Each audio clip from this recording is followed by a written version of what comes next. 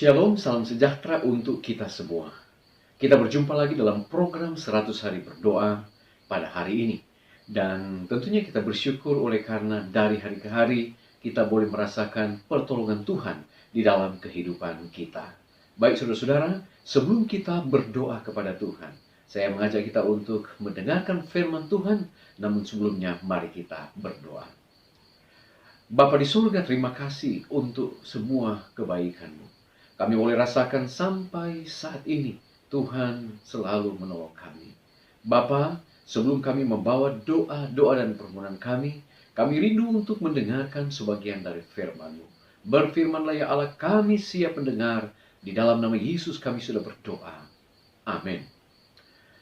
Judul pembahasan kita pada saat ini adalah God is faithful atau Allah setia. Saudaraku yang kekasih, ayat kita pada hari ini diambil di dalam 1 Korintus pasalnya yang ke-10, ayatnya yang ke-13.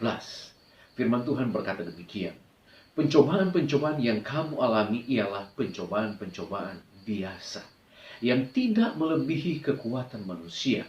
Sebab Allah setia, dan karena itu Ia tidak akan membiarkan kamu dicobai melampaui kekuatanmu. Pada waktu kamu dicobai, Ia akan memberikan kepadamu jalan keluar sehingga kamu dapat menanggungnya. Saat ini kita akan coba angkat sedikit tentang pencobaan. Siapa yang tidak pernah mengalami pencobaan? Siapa yang tidak pernah mengalami penderitaan? Ada satu statement mengatakan seperti ini. Apakah Anda merasa bahwa Anda sedang menghadapi sesuatu yang lebih dari yang dapat Anda tanggung? Apakah Anda sudah pernah merasakannya? Situasi di mana saat kita merasa bahwa Allah sudah meninggalkan kita. Kita sudah ditinggalkan oleh pencipta kita. Sehingga kita ada pada titik terendah di dalam kehidupan kita. Pada tahun 2008 bulan September adalah saat yang paling berat dan saat yang paling sukar dalam kehidupan saya. Mengapa saudara-saudara? Oleh karena di saat itu ketika istri saya akan melahirkan, di saat yang sama dia sakit demam berdarah. Masih terngiang-ngiang di dalam telinga saya saat malam itu ketika dokter yang menjaga, dokter spesialis yang menjaga, dia katakan seperti ini, Pak Pendeta, mana yang akan diselamatkan? Apakah pohon atau buah? Nah saudara, ketika mendengar pertanyaan itu, kita sudah pasti dapat menyimpulkan, ya, apakah yang akan diselamatkan nyawa istri saya atau anak yang ada di dalam kandungannya. Sangat terpukul saudara-saudara ketika mendengar pertanyaan tersebut. Oleh karena ini menyangkut nyawa dari istri dan juga dari anak saya.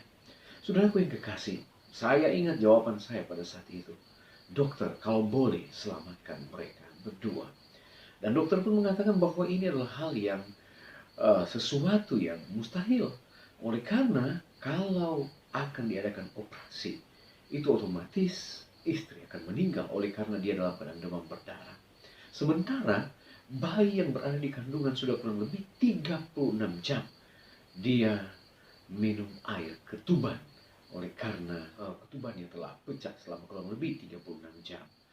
Nah saudara yang kasih, keesokan harinya dengan mujizat Tuhan, istri pun melahirkan dengan normal, walaupun melalui bantuan vakum dan juga obat rangsangan. Namun dokter mengatakan bahwa kondisi dari bayi saat itu sudah dalam keadaan jelek, oleh karena telah terjadi infeksi saluran pernafasan yang diakibatkan dia telah meminum air ketuban kurang lebih 36 jam. Nah saudara, di hari pertama, kedua, dan ketiga ada bisa melihat keadaan baik-baik saja. Tetapi keempat, kelima, keenam bayi ini semakin drop. Dan saya ingat 10 hari atau hari ke-10 bayi ini pun meninggal dunia. Saudaraku yang kekasih, saat itu saya mulai merasa bahwa Tuhan telah meninggalkan kami sekeluarga. Tuhan telah meninggalkan saya dan istri saya. Mulai hitung-hitungan dengan Tuhan dan lain sebagainya. Tetapi kegelisahan, penderitaan, dan semua kesusahan yang kami alami saat itu, semuanya terbayar ketika Tuhan menggantikan dengan kehadiran 3 orang anak pada tahun 2010, 2012, dan 2014. Saudaraku yang kekasih, saya menyadari bahwa penderitaan adalah alat yang Allah izinkan untuk membuat kita lebih peka di dalam mencapai tujuan Allah dalam kehidupan kita. Penderitaan Tuhan izinkan untuk membangun kepercayaan kita kepada Yang Maha Kuasa. Nah, akan tetapi bahwa penderitaan juga menuntut respons yang tepat agar dapat berhasil di dalam menyelesaikan maksud-maksud Tuhan di dalam kehidupan kita. Ketika Tuhan izinkan penderitaan, pencobaan terjadi di dalam kehidupan kita, saudara, yakinlah bahwa semuanya itu Tuhan izinkan terjadi agar kita semakin dekat dengan Tuhan, kita semakin peka dengan apa yang Tuhan maksudkan dan Tuhan rencanakan di dalam setiap kehidupan kita. Mari kita lihat kepada Rasul Paulus. Di dalam 2 Korintus pasal yang ke-11 ayat 23 hingga ayat 29, di sana dituliskan seperti ini. Apakah mereka pelayan Kristus? Aku berkata seperti orang gila. Aku lebih lagi. Aku lebih banyak berjeri lelah, lebih sering di dalam penjara, diderah di luar batas, kerap kali dalam bahaya maut. 5 kali aku disesah orang Yahudi, setiap kali 40 kurang 1 pukulan. 3 kali aku diderah, 1 kali aku dilempari dengan batu, 3 kali mengalami karam kapal. Sehari semalam aku terkatung-katung di tengah laut. Dalam perjalananku aku sering diancam bahaya banjir dan bahaya penyamun. Bahaya dari pihak-pihak orang Yahudi dan dari pihak orang-orang bukan Yahudi. Bahaya di kota, bahaya di padang gurun, bahaya di tengah laut, dan bahaya dari pihak saudara-saudara palsu. Aku banyak berjeri lelah dan bekerja berat. Kerap kali aku tidak tidur, aku lapar dan dahaga. Kerap kali aku berpuasa, kedinginan, dan tanpa pakaian. Dan dengan tidak menyebut banyak hal lagi, urusanku sehari-hari yaitu memelihara semua jemaat-jemaat. Jika ada orang merasa lemah, tidakkah aku turut merasa lemah? Jika ada orang tersandung, tidakkah hatiku hancur oleh duka cita? Saudaraku yang kekasih, penderitaan yang dialami oleh Rasul Paulus, kita melihat silih berganti. Dan di mana dia berada, entah di darat, entah dia di laut, di dalam perjalanan, dia selalu menghadapi apa yang dinamakan tantangan dan pencobaan. Saudaraku yang kekasih, benar apa yang dikatakan di dalam 1 Korintus 10 ayat ke-13, bahwa pencobaan-pencobaan yang kita alami adalah pencobaan yang biasa, yang tidak melampaui kekuatan kita. Saudara, ketika pun kita menghadapi situasi-situasi yang mungkin dalam pikiran kita sudah di luar atau sudah tidak mampu lagi untuk kita alami. Mungkin Anda sakit menahun, mungkin Anda di dalam masalah, mungkin masalah ekonomi, mungkin masalah pekerjaan, mungkin masalah dalam hubungan keluarga, dan lain sebagainya. Saudaraku yang kekasih, firman Tuhan mengatakan bahwa Tuhan izinkan ini terjadi.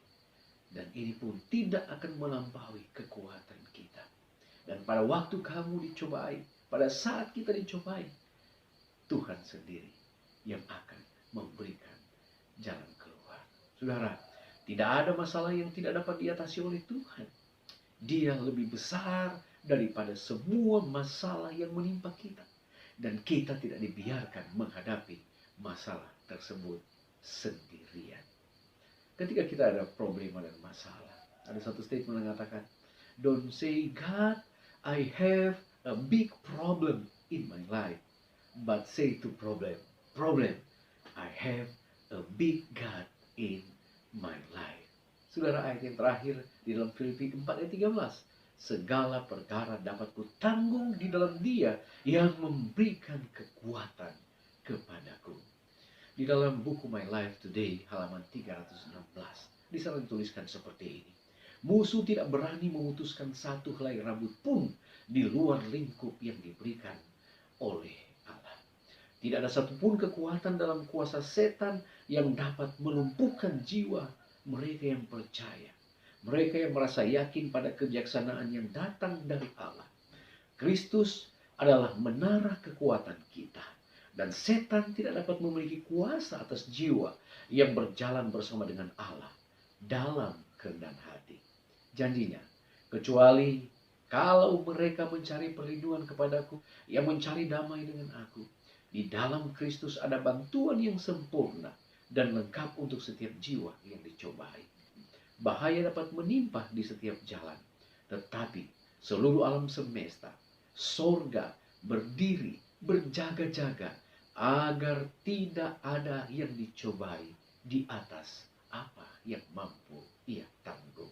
Saudara yang kekasih, kiranya lewat firman ini dapat menolong kita di dalam kesusahan, di dalam penderitaan kita, bahwa Allah ada di sana dan Dia turut bekerja untuk mendatangkan kebaikan-kebaikan bagi kita yang selalu mengasihi Dia. Adalah doa dan harapan kita pada saat ini. Saya dalam nama Yesus. Amin. Saudara, kita akan berdoa saat ini. Kembali ada 5 hal yang kita akan doakan. Yang pertama, kita berdoa agar orang-orang muda kita tertarik untuk belajar firman Tuhan. Yang kedua, kita berdoa untuk keterlibatan orang-orang muda dalam program 100 hari berdoa yang dipimpin oleh Departemen Pemuda dan juga Departemen Anak-anak. Dan kita berdoa agar anak-anak, remaja, dan orang muda kita untuk belajar bahwa Allah akan menjawab doa-doa mereka. Kemudian ketika kita berdoa untuk para guru ketika mereka berjuang untuk mengajar di kelas-kelas online saat ini. Kita doakan agar mereka diberikan hikmat di dalam membagikan akan materi lewat online. Kemudian kita datang pada doa yang keempat adalah kita berdoa bagi mereka yang putus asa, yang baru kehilangan orang-orang terkasih akibat COVID-19. Terakhir, kita berdoa untuk para medis, dokter, perawat, tugas kesehatan yang berada di gugus depan memerangi COVID-19. Baik saudara, mari kita berdoa. Bapa di sorga, terima kasih Tuhan. Kami sangat bersyukur untuk berkat yang Kau berikan bagi kami. Firman-Mu menguatkan kami bahwa pencobaan-pencobaan yang kami alami adalah pencobaan-pencobaan biasa. Saat kami pun dicobai, Tuhan sendiri yang akan memberikan jalan keluar. Terima kasih Bapa untuk janji. Tolonglah kami agar kami tetap menyadari ketika Tuhan izinkan pencobaan, penderitaan terjadi dalam kehidupan kami, itu adalah untuk menolong kami agar kami boleh terus mengingat dan selalu melihat bahwa Allah hadir di tengah-tengah setiap situasi sulit yang kami alami. Bapa di surga, saat ini kami mau berdoa untuk pokok-pokok doa pada hari ini, di antaranya untuk orang-orang muda di seluruh dunia. Ajarlah mereka untuk tertarik belajar firman Tuhan dan mereka boleh semakin dekat dengan Tuhan. Kami juga berdoa untuk keterlibatan orang-orang muda dalam program 100 hari berdoa yang dipimpin oleh Departemen Pemuda, juga anak-anak dan remaja yang dipimpin oleh Departemen Anak-anak. Tuhan berkati agar mereka boleh menyadari setiap doa-doa yang dinaikkan, Tuhan akan menjawab sesuai dengan kebutuhan. Bapa di dalam kerajaan surga, saat ini kami juga mau berdoa untuk para guru, para dosen yang saat ini menjalankan akan pelayanan untuk mengajar lewat online. Tuhan berkati agar hikmat surga diberikan. Ada hal-hal yang baru yang sementara terjadi saat ini. Ialah para dosen kami, para guru-guru diberikan kesehatan, diberikan hikmat agar dapat menjalankan tugas mengajar dengan baik untuk memuliakan nama Tuhan. Bapa di sorga, kami terus mendoakan untuk mereka yang saat ini Bapa kehilangan orang-orang yang mereka kasihi oleh karena COVID-19. Tuhan hiburkan mereka.